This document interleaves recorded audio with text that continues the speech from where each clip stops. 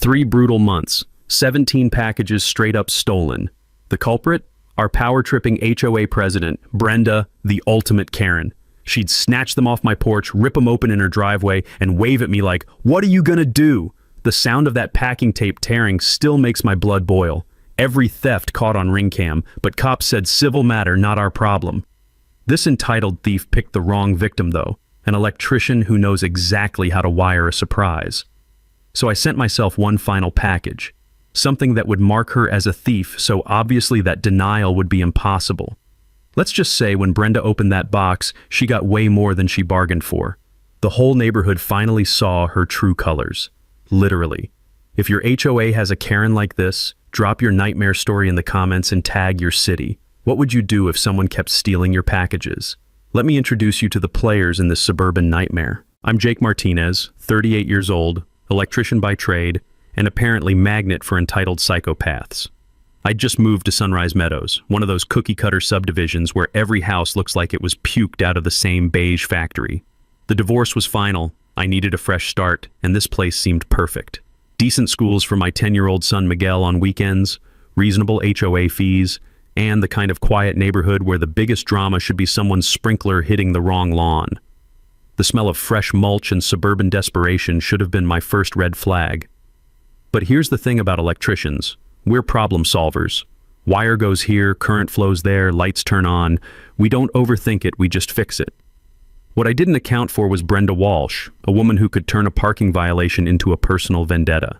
Picture this. 47 years old, drives a white BMW SUV so pristine you could perform surgery on the hood. Always carries a clipboard like she's conducting a military inspection. The kind of woman who probably color codes her spice rack and measures her toilet paper squares. Brenda had been HOA board president for 3 years, mainly because sane people have better things to do than micromanage their neighbors' mailbox heights. This woman would patrol the streets with a measuring tape, hunting for violations like a suburban bloodhound on steroids.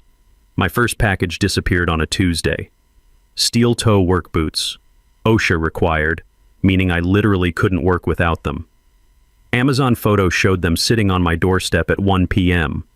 I rolled up at 6 p.m. to find jack shit. Okay, weird, but maybe a delivery mistake. Then Miguel's birthday gift vanished, a Nintendo game he'd been asking for since Christmas. Same story. Delivery photo, empty doorstep, my kid disappointed. The third theft was a replacement phone charger. $40 down the drain for something that should have been simple. That's when Mrs. Sean, my neighbor with the rose garden that looks like something from Better Homes and Gardens, dropped the bomb. "I saw an official-looking woman take packages from your porch yesterday," she whispered, glancing around like she was revealing state secrets. The crunch of dried leaves under her slippers made me realize she was genuinely scared to talk.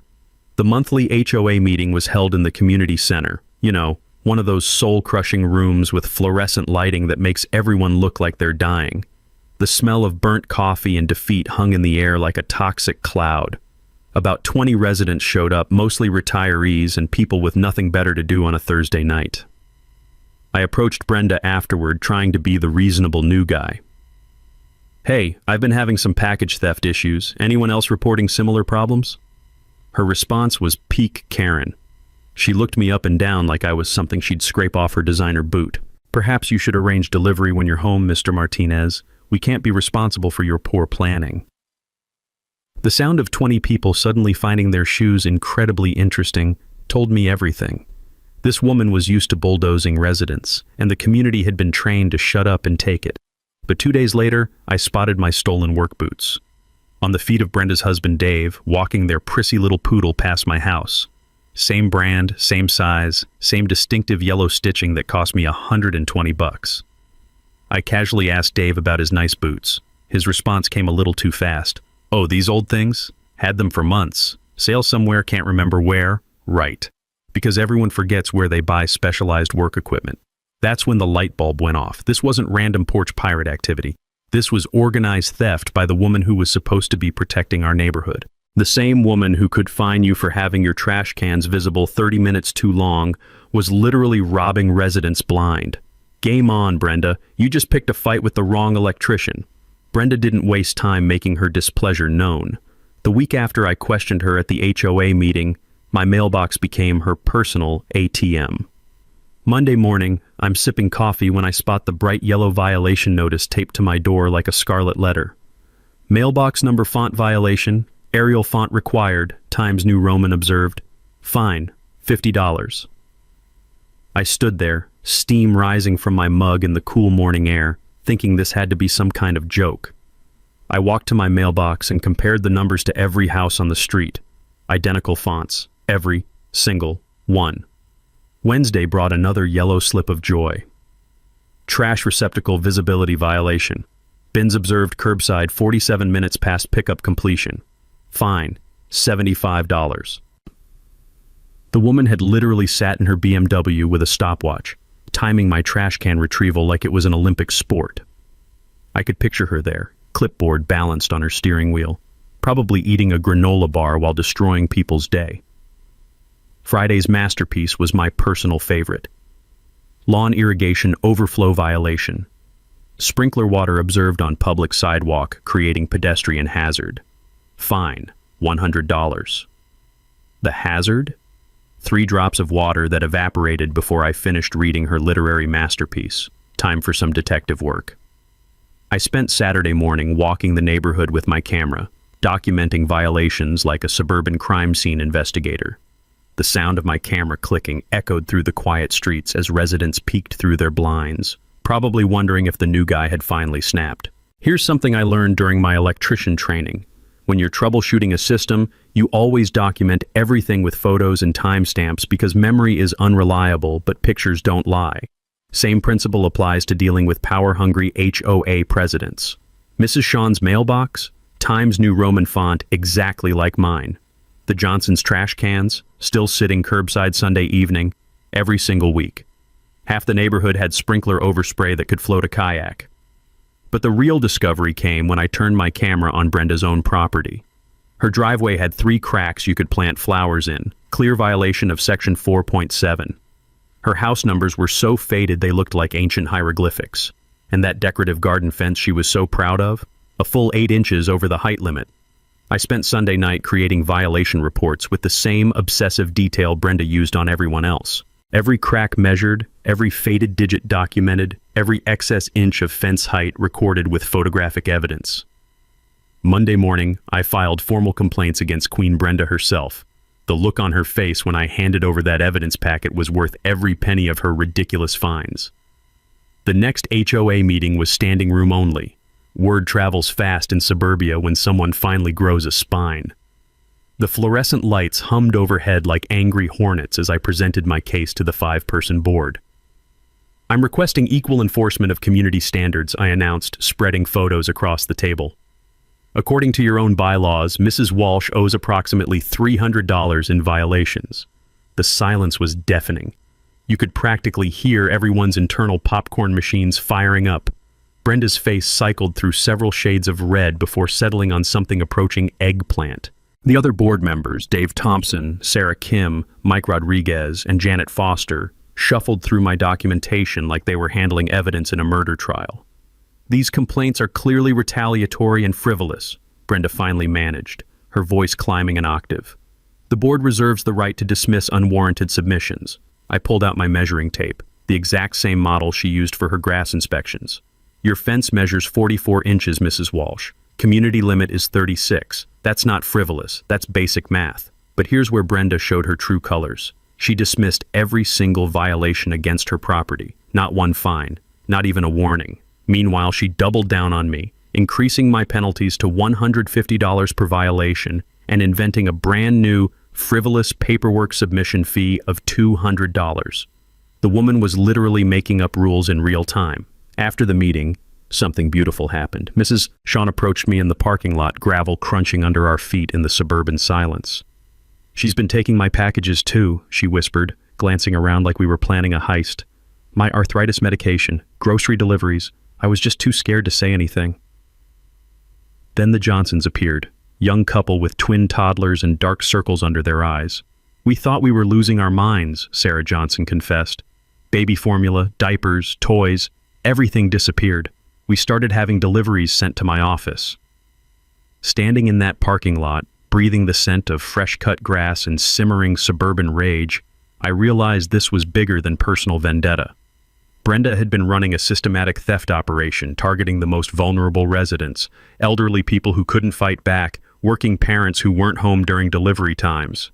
That night, I created a spreadsheet documenting every theft, every bogus fine, every abuse of power. If Brenda wanted to play games, she'd just met someone who knew how to keep score. Brenda's next move was straight out of the surveillance state playbook. If you can't silence the opposition, spy on them until they crack. 2 weeks after my documentation stunt, I spotted a shiny new security camera mounted on a pole, aimed directly at my front door like a mechanical stalker, not positioned to monitor the street or multiple properties, laser focused on my driveway with the precision of a sniper's scope. The official notice in my mailbox was classic Brenda. Security enhancement installation for package theft prevention in high-risk areas. High-risk areas. The only thing high-risk was her sanity when people started questioning her little kingdom. This camera recorded everything. When I left for work, when I scratched my back in the driveway, when I brought in groceries. The little red light blinked at me like a judgmental robotic eye, and I knew exactly whose smartphone was getting the live feed. Time to fight fire with fire. Here's something you learn as an electrician. When someone's trying to steal power from your lines, the best defense is better equipment than theirs. I spent my weekend installing a professional-grade surveillance system that would make the NSA jealous. The satisfying whir of my drill echoing through the garage felt like striking back at every petty tyrant who'd ever abused their authority. My cameras covered every angle: night vision, cloud storage, motion detection, and crystal clear HD that could read license plates from 50 yards. That's when I caught the smoking gun. Wednesday, 2:47 p.m.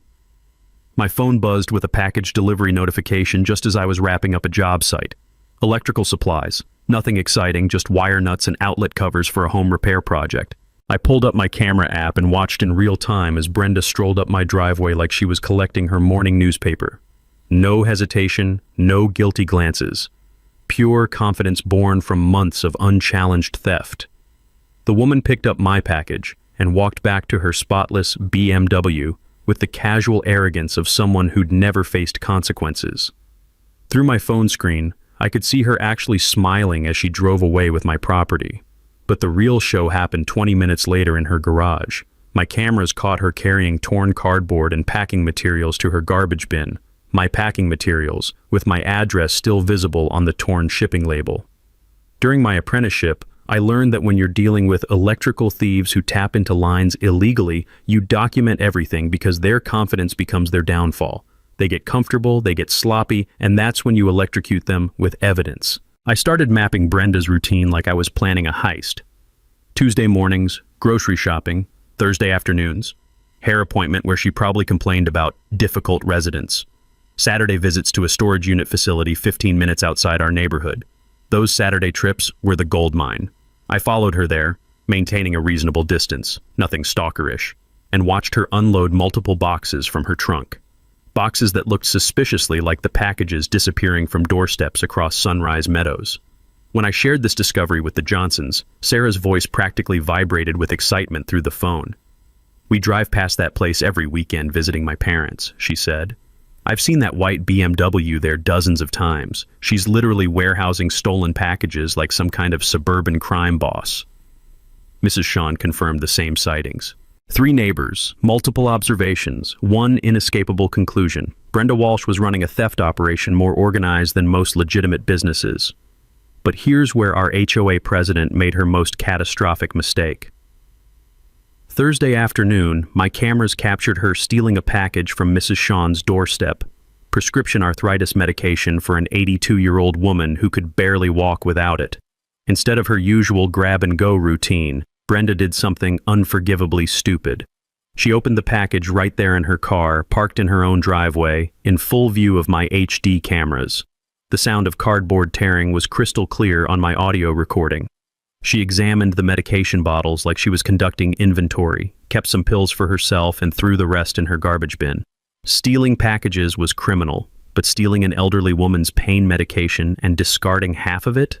That was evil. I had video evidence of theft, possession of stolen prescription drugs, and destruction of medical supplies. But when I marched this footage to the police station, Officer Martinez, no relation unfortunately, barely glanced at my laptop screen.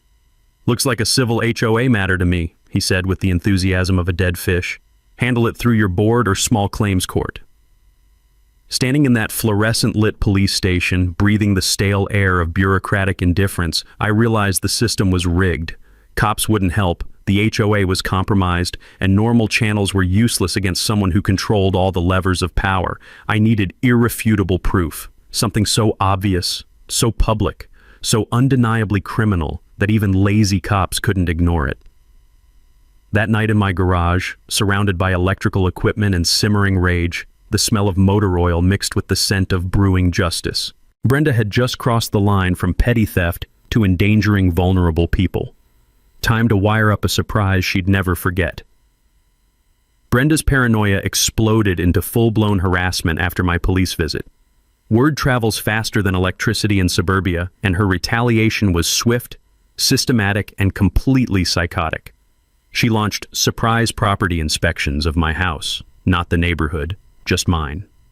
Every other day, Brenda would roll up with her clipboard army. Husband Dave, board member Janet Foster, and sometimes a random neighbor she'd conscripted as a witness. They'd measure my fence posts with carpenter's levels, photograph my window screens for maintenance violations, and inspect my mailbox mounting like they were defusing a bomb. The woman brought a goddamn protractor to measure my driveway slope. Who measures driveway angles?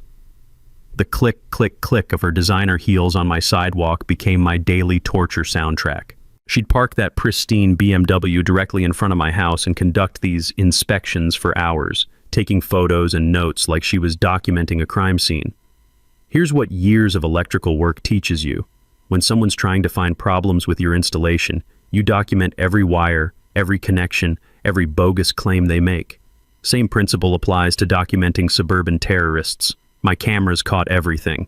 Brenda peering through fence gaps into my backyard, photographing my garbage cans from multiple angles, even measuring the height of my porch light fixture. Apparently there's an illumination positioning ordinance she'd discovered buried in the bylaws. But Tuesday afternoon, she handed me pure gold. I'm reviewing security footage when I spot yesterday's smoking gun. Brenda approaching Mrs. Sean's front door at 3:15 p.m. sharp. Amazon had delivered the elderly woman's diabetes supplements, specialized vitamins her doctor prescribed for blood sugar management. I watched this elected community leader steal medication from an 82-year-old diabetic with the casual confidence of someone picking up their morning newspaper. But the real heartbreaker came 30 minutes later. My cameras captured Brenda opening Mrs. Sean's package right there in her driveway, examining the supplement bottles with obvious disappointment, then tossing them in her garbage bin like worthless junk. She actually made a disgusted face before discarding an elderly woman's medical supplies. The rage that flooded through my body felt like touching a live wire. My hands literally shook as I called Mrs. Sean. "I've been rationing my supplements because they keep disappearing," she whispered, fear crackling through the phone. "My doctor says I need them daily for my diabetes, but I can't afford to keep reordering every week." This woman was endangering her health because some suburban sociopath treated package theft like a recreational activity. Time for nuclear confrontation. I marched to Brenda's house with my laptop, ready to shove video evidence down her throat. She answered the door in a pink tracksuit that probably cost more than my truck payment. "Mrs. Walsh, I have video of you stealing Mrs. Sean's diabetes medication," I announced, opening my laptop screen. "Return her packages immediately or face criminal charges." Her performance deserved an Oscar. Eyes wide, hand dramatically pressed to chest, the whole innocent victim charade. "I have absolutely no idea what you're talking about, Mr. Martinez," she said with a sweet smile that could poison honey.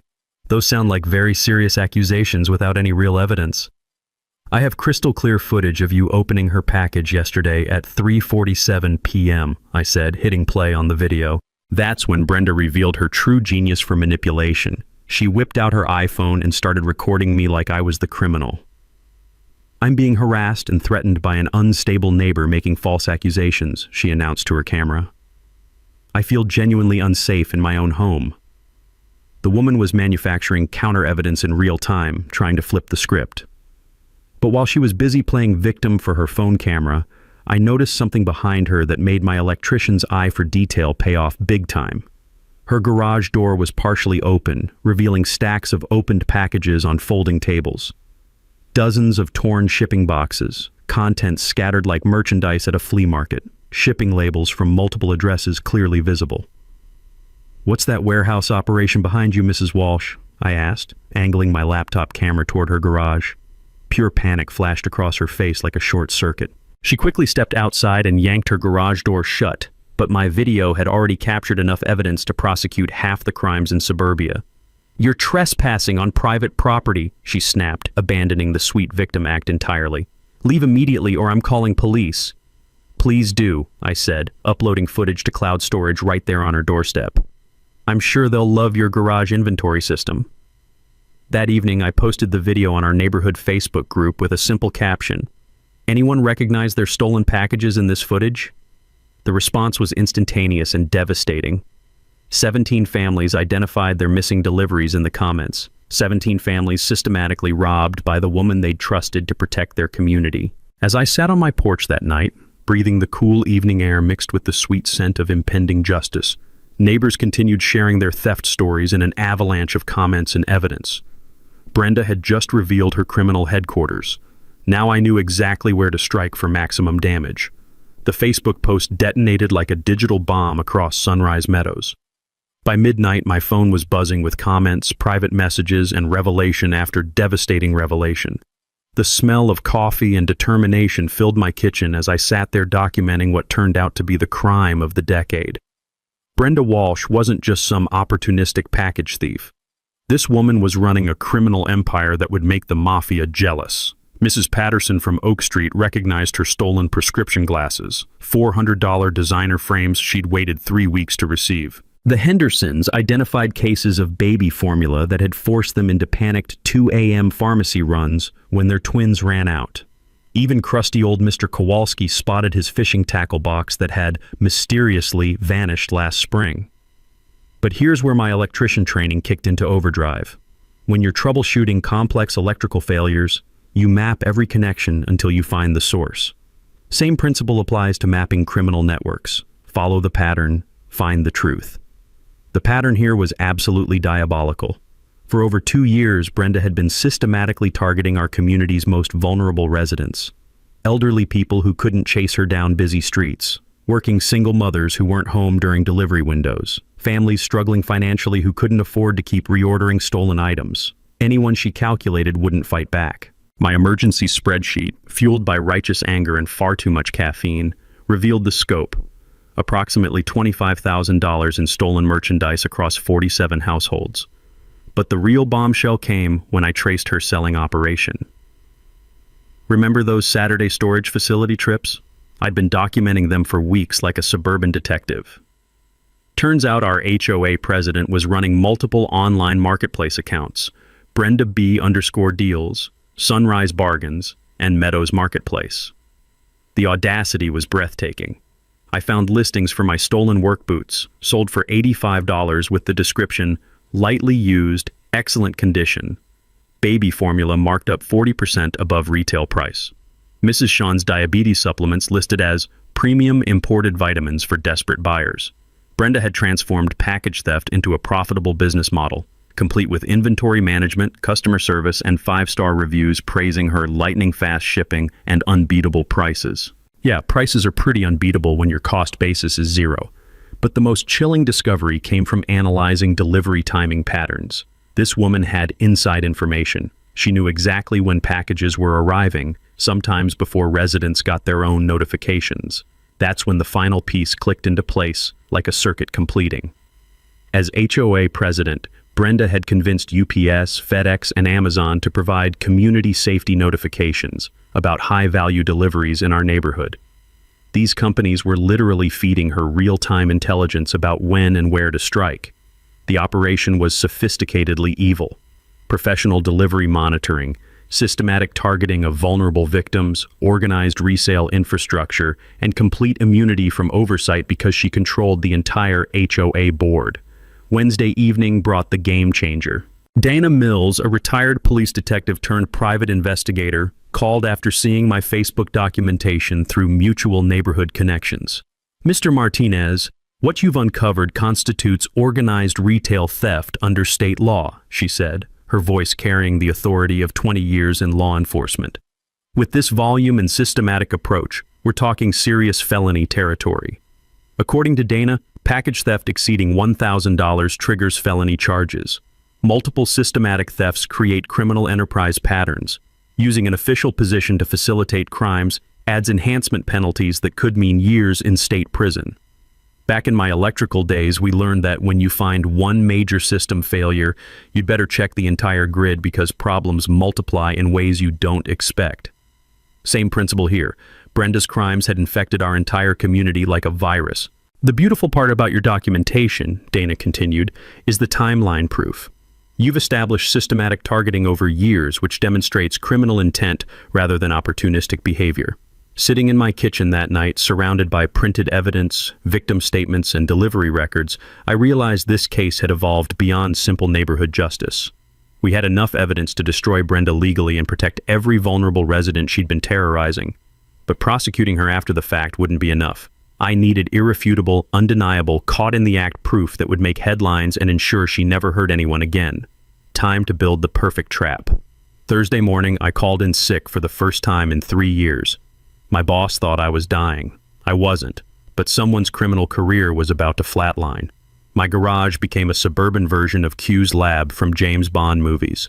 I cleared my workbench, spread out electrical diagrams, and started researching die-pack technology like I was designing the space shuttle. The familiar smell of motor oil and determination filled the air as I dove into the beautiful science of catching thieves.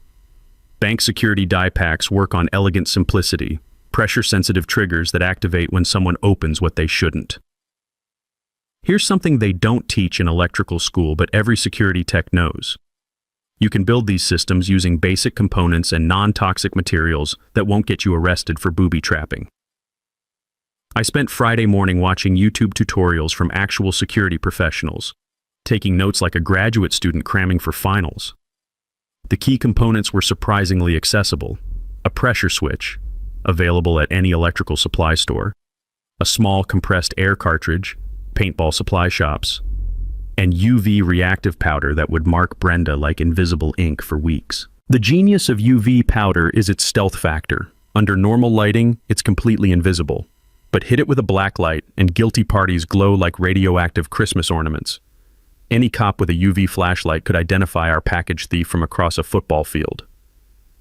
Friday afternoon, I drove an hour outside town to an industrial supply company. No point advertising my shopping list to local gossips. The grizzled clerk who rang up my purchases looked like he'd sold components for everything from meth labs to moon rockets, but even he seemed curious about my unusual combination.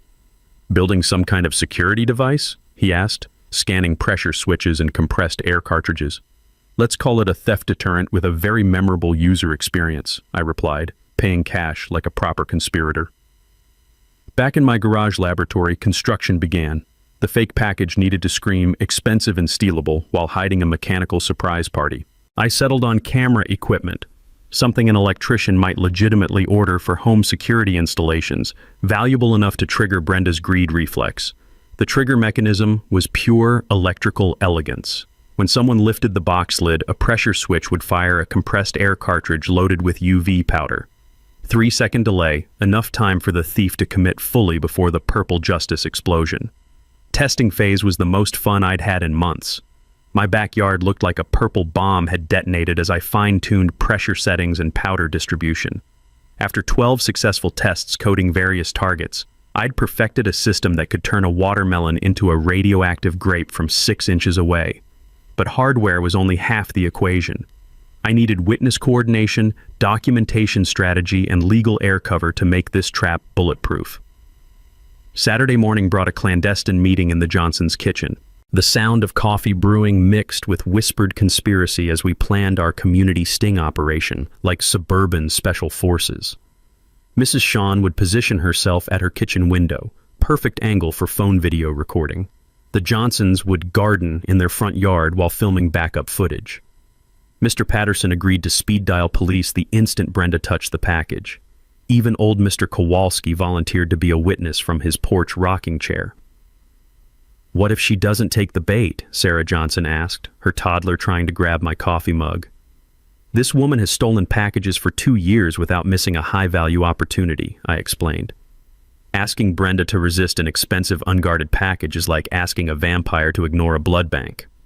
Sunday evening, I crafted the social media honey trap, posted Facebook photos of my amazing new camera equipment arriving Monday, professional surveillance gear supposedly worth $850. Made sure to mention working late all week and being excited to install my new security system. Within 90 minutes, Brenda had not only liked the post, but commented, "Hope your expensive equipment stays safe." The emoji usage was particularly sinister, like a serial killer sending flowers to victim families. Monday morning brought final preparations with the precision of a NASA launch. I printed authentic-looking shipping labels from a fake camera company, complete with tracking barcodes and bright red, high-value stickers that practically screamed, "Steal me." The package weight felt convincingly real. I'd loaded it with old electrical components to simulate expensive equipment. Everything had to pass the shake test when Brenda inevitably picked it up to evaluate her potential score. Timing was critical.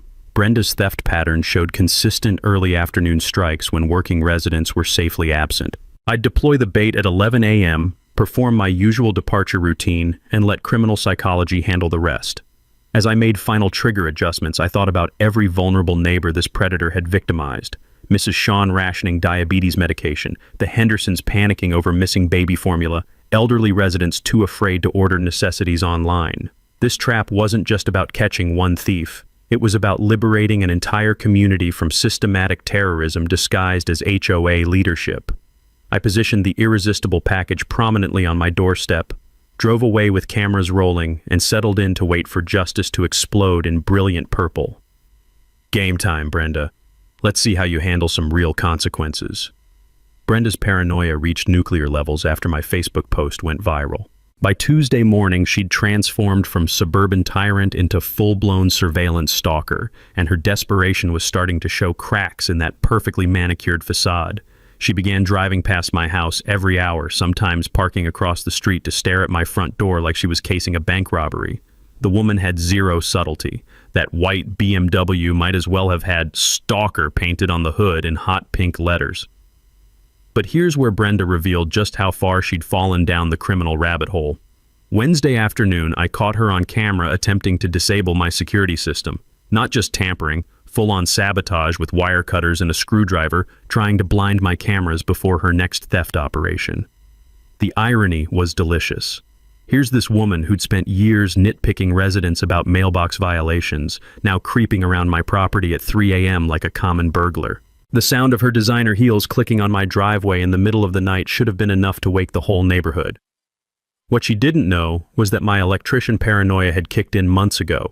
When someone's been stealing your packages, you don't just install one camera. You install a whole network with backup power supplies, cloud storage, and redundant recording systems. Every angle covered, every wire protected, every attempt at sabotage documented in crystal clear HD. Thursday morning brought escalation that crossed every line imaginable. Brenda hired a private investigator to dig up dirt on my personal life, my divorce, my work history, anything she could weaponize to destroy my credibility before I could destroy hers. The PI she chose was either desperate for money or completely incompetent, because he approached Mrs. Shawn directly, asking questions about my mental stability and whether I'd ever shown violent tendencies toward neighbors. And the man might as well have worn a sign reading, "I'm here to intimidate elderly witnesses." Mrs. Shawn, bless her heart, recorded the entire conversation on her phone and brought me the footage that evening. The sound of this sleazy investigator pressuring an 82-year-old woman to lie about my character made my blood pressure spike into stroke territory. "Mrs. Walsh is concerned about neighborhood safety," the PI said, his voice oozing fake concern. "Any information about Mr. Martinez's behavior would be greatly appreciated." "That young man has been nothing but helpful and respectful," Mrs. Shawn replied with the steel backbone of someone who'd survived 8 decades of bullshit. "You can tell Mrs. Walsh I said that." But here's where Brenda made her most catastrophic mistake yet. Instead of backing down after her intimidation attempt failed, she doubled down with a move so desperate it belonged in a soap opera. Friday afternoon, she planted evidence in my yard, I'm reviewing security footage from the previous night when I spot her creeping across my lawn at 2:17 a.m., carrying what looks like a damaged garden gnome. She positioned this broken decoration near my fence line, photographed it from multiple angles with professional lighting equipment, then filed a police report claiming I'd vandalized community property. The woman had literally brought props for her frame-up job. Who carries professional photography lights for a 2 a.m. evidence-planting expedition?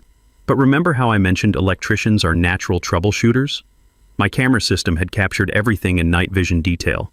Brenda arriving with the broken gnome, staging the damage scene, even her satisfied smile as she photographed her handiwork. Saturday morning, 2 police officers showed up at my door with Brenda's vandalism report. Officer Martinez, still no relation unfortunately, looked about as enthusiastic as someone attending their own root canal. "Sir, we have a report of property destruction involving a decorative garden ornament," he said, reading from Brenda's complaint with obvious skepticism. "Officers, I'd like to show you something," I replied, pulling up my security footage on my phone. "This is my property at 2:17 a.m. yesterday." Watching their faces change as they observed Brenda's midnight performance was better than Christmas morning. The evidence was so clear, so undeniably damning, that even these tired cops couldn't ignore it. "Well, that's interesting," Officer Martinez said, making notes. "Mind if we get a copy of this footage? The mini twist that sealed Brenda's fate?" While we were standing in my driveway discussing her evidence-planting adventure, she drove by slowly in her BMW, trying to eavesdrop on the conversation with police. The woman literally couldn't stay away from crime scenes, even when she was the perpetrator. Both officers spotted her surveillance pass and something clicked in their professional cop brains. This wasn't just about package theft anymore. This was about a pattern of escalating criminal behavior that was spiraling out of control. That afternoon, I got a call from Detective Sarah Kim, not the HOA board member, different person entirely. Word about Brenda's frame-up attempt had reached the Criminal Investigation Division, and they were finally taking our package theft report seriously. "Mr. Martinez, we'd like to coordinate with you on a controlled operation," she said. "If you're still planning to set that trap, we'd like to have officers positioned nearby to ensure everything is documented properly." The trap was still set for Monday, but now, instead of just neighborhood witnesses, I'd have professional law enforcement ready to arrest Brenda red-handed, or should I say purple-handed. Game over, Brenda. Time to face some real consequences.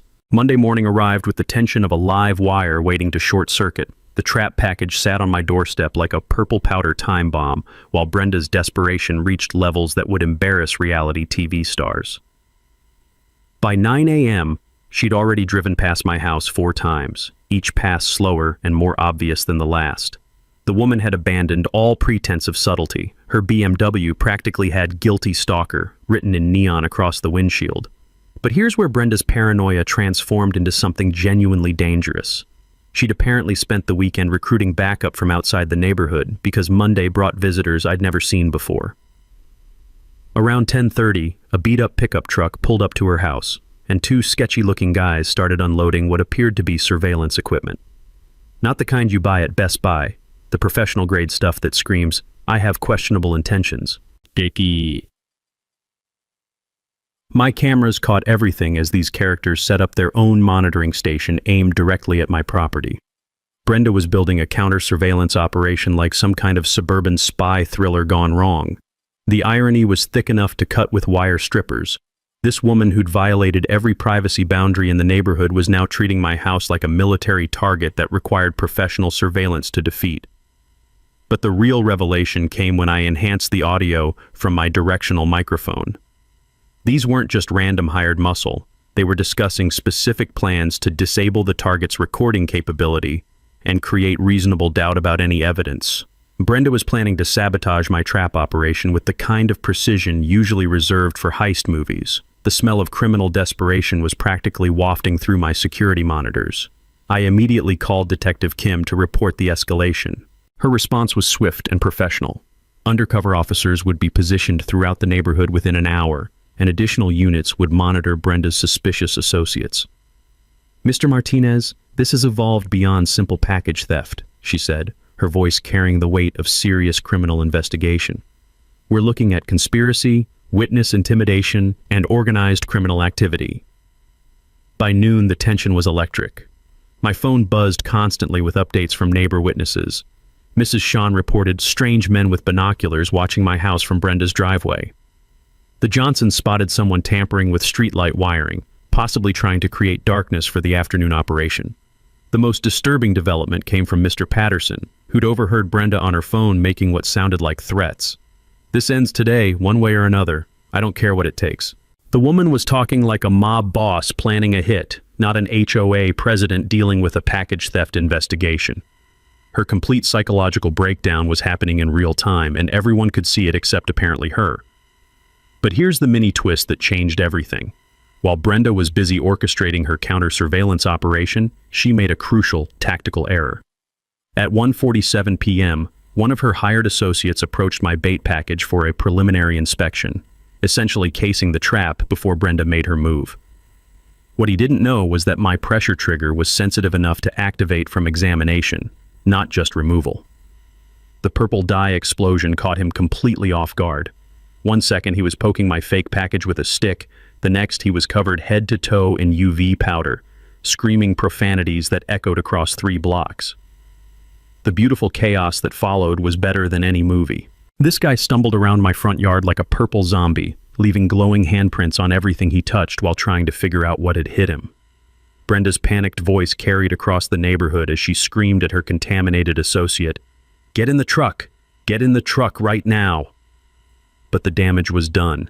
My cameras had captured everything, and her hired muscle was now walking evidence of criminal conspiracy. Detective Kim's unmarked unit moved in immediately. The sight of police surrounding Brenda's associates while they were still glowing purple was absolutely poetic. Her carefully planned sabotage operation had backfired into a gift-wrapped arrest opportunity. But Brenda herself was still uncontaminated and still fixated on my original trap package. Even with her backup plan exploding in purple chaos, she couldn't resist the lure of what she thought was expensive camera equipment. At 2:15 p.m., with police watching from concealed positions and her associate being questioned in the back of a patrol car, Brenda made her final approach to my doorstep. The woman's face showed pure determination mixed with desperate greed.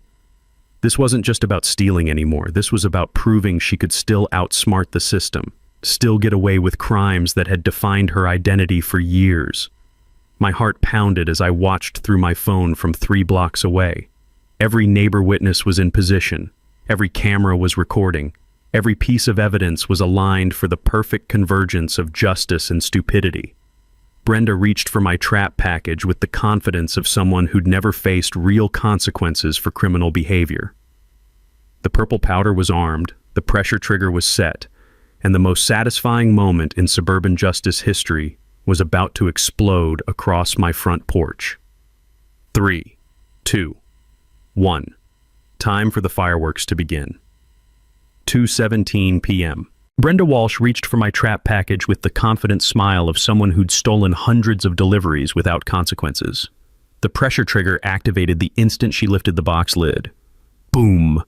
The die pack exploded with a satisfying whoosh that echoed across the entire neighborhood like a purple cannon blast. Bright violet powder erupted from the package in a beautiful mushroom cloud, coating Brenda from head to toe in the most spectacular criminal marking I'd ever witnessed. Her scream could probably be heard in the next county.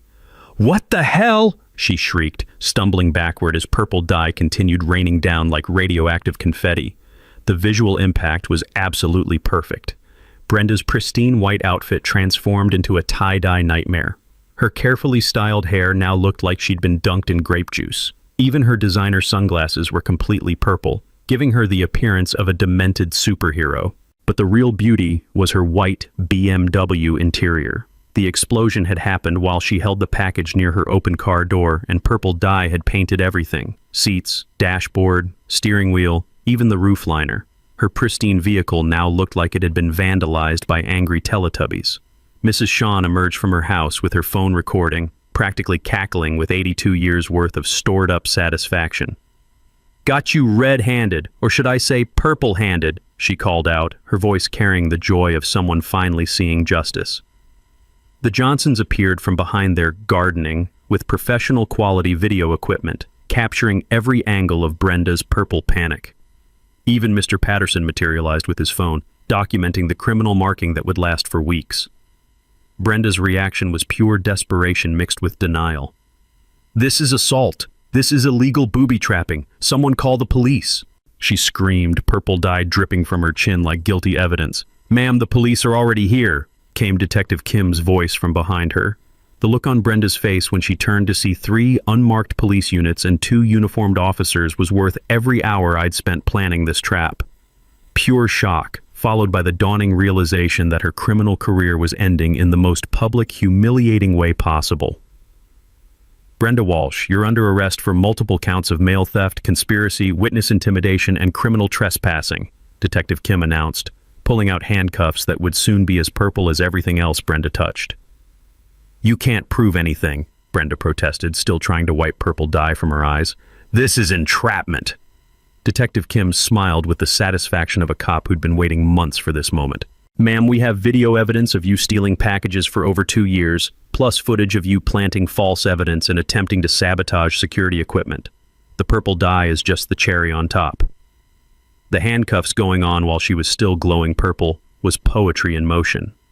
Every surface Brenda had touched, her car door, the package, even the arresting officer's sleeve, now carried purple evidence of her guilt. But the real mic drop moment came when I arrived on scene, pulling up just as the local news van rounded the corner. Channel 7 had been monitoring police scanners and caught wind of the HOA president package theft arrest. "Mrs. Walsh," I said, approaching with my laptop full of evidence, "I believe this belongs to the community." I handed Detective Kim a USB drive containing 2 years of theft documentation, victim statements from 47 families, financial records showing her illegal resale operation, and video evidence of every crime she'd committed. The reporter interviewing purple-stained Brenda was having the time of her life. "Mrs. Walsh, how do you respond to allegations that you've been systematically stealing packages from vulnerable residents?" Brenda's answer, delivered while covered in purple dye and handcuffed in front of news cameras, was classic. "This is a conspiracy by disgruntled residents who don't appreciate proper community leadership." Even the cops were struggling not to laugh. Here's a woman caught purple-handed with a car full of stolen goods, claiming she was the victim of a conspiracy. The crowd of neighborhood witnesses had grown to over 30 people, all filming and cheering as their tormentor was finally held accountable. The sound of applause mixed with camera clicks and news van generators created a symphony of suburban justice. "One final question, Mrs. Walsh," the reporter continued. "Any message for residents whose packages you've stolen?" Brenda looked directly into the camera, purple dye still dripping from her hair, and delivered the most tone-deaf response in criminal history. "I was protecting this community from package theft." The collective laughter from 30 witnesses echoed through Sunrise Meadows as police loaded our purple-stained former dictator into the back of a patrol car, her white BMW being towed as evidence in multiple felony cases. Detective Kim approached me as the circus wound down. "Mr. Martinez, that was some beautiful police work. Ever consider a career change?" I looked around at my liberated neighborhood, breathing the sweet air of justice mixed with the lingering scent of purple dye powder. "Thanks, Detective, but I think I'll stick to installing electrical systems, though I might offer dye trap consultation as a side business." 6 months later, Sunrise Meadows looked like a completely different neighborhood. The smell of barbecue smoke and children's laughter had replaced the tension that used to hang in the air like storm clouds whenever Brenda made her rounds with that damn clipboard. The legal victory was swift and satisfying. Faced with overwhelming evidence, including 2 years of HD video documentation and purple dye that wouldn't wash off for 3 weeks, Brenda pled guilty to 47 counts of mail theft, conspiracy, witness intimidation, and abuse of office. The judge sentenced her to 18 months in county jail, 3 years supervised probation, and full restitution to all victims totaling $31,000. Her husband Dave filed for divorce before the purple dye completely faded, claiming he'd had no knowledge of her criminal enterprise. The house went up for sale within a month. But the real transformation happened in our community itself. With Brenda gone, the HOA board dissolved and reformed with actual residents who wanted to improve the neighborhood instead of terrorizing it. Mrs. Sean was elected president by unanimous vote, bringing 8 decades of common sense to community leadership. Package theft dropped to 0 immediately. Funny how removing the thief solved the crime problem. Families who'd been afraid to order anything online started receiving deliveries again without fear. The Hendersons could finally order baby supplies without panic attacks about missing formula. The best part was watching our community heal from years of systematic abuse. Neighbors who'd been afraid to speak up during Brenda's reign started organizing block parties, community gardens, and actually talking to each other instead of hiding behind closed doors. 3 months after the arrest, we held our first annual Purple Justice Day, a neighborhood festival celebrating the end of tyranny with purple-themed everything. Purple balloons, grape punch, violet cupcakes, and a costume contest where half the kids dressed up as superheroes covered in glitter. Mrs. Sean won the costume contest dressed as Captain Purple, complete with a cape and a fake dye pack that shot confetti. The woman had embraced her role as neighborhood hero with the enthusiasm of someone who'd waited 82 years to see real justice. We used the recovered evidence from Brenda's storage unit to create the Sunrise Meadows Mutual Aid Program. All the stolen items she'd been hoarding got returned to rightful owners or donated to families in need. Her illegal profits funded a community scholarship for trade school students. Seemed fitting that her theft money would help young people learn honest skills. My electrician business exploded after the local news coverage. Apparently, word spreads fast when you're the guy who caught a suburban crime boss with a purple dye pack. I started getting calls from neighborhoods across 3 counties asking for package theft consultation and security system installations. The most satisfying development was the ripple effect beyond our community. Brenda's case inspired new state legislation requiring HOA board oversight and financial transparency.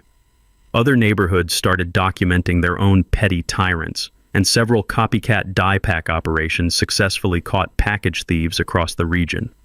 Detective Kim told me that package theft prosecutions increased 400% in our county after the Purple Brenda case made headlines.